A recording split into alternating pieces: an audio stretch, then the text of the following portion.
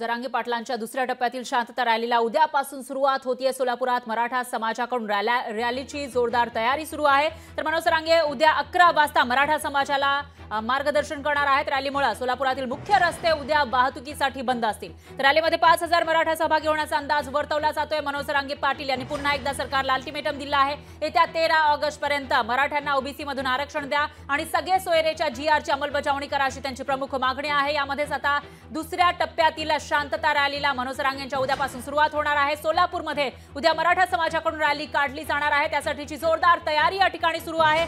उद्या 11 वाजता मनोज जरांगे पाटील इथं मराठा समाजाला मार्गदर्शन करणार आहेत। त्यामुळे सोलापुरातील मुख्य रस्ते उद्या वाहतुकीसाठी बंद राहणार आहेत। तर रॅलीमध्ये 5000 मराठा सहभागी होण्याचा अंदाज वर्तवला जातोय।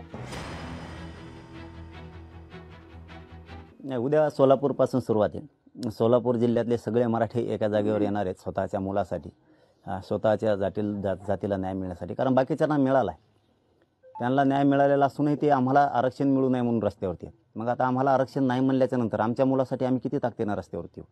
ही सोलापूर, सांगली, कोल्हापूर, सातारा, पुणे, अहमदनगर आणि नाशिक 13 ऑगस्टला नाशिकला आहे। नाशिक जिल्ह्यातला घराघरातला मराठा त्या दिवशी बाहेर पडणार आहे। कारण आता एकजूट दाखवल्याशिवाय पर्याय नाही।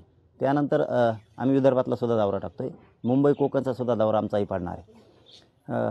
परंतु 14 ऑगस्ट ते 20 ऑगस्टपर्यंत आम्ही काही इथं पण बैठका ठेवलेल्या आहेत। कारण 29 ऑगस्टला आम्हाला निर्णय घ्यायचा आहे, पाडायचे का उभा करायचे या संदर्भात। लोकशाही मराठी ऐका, पहा, जागरूक रहा।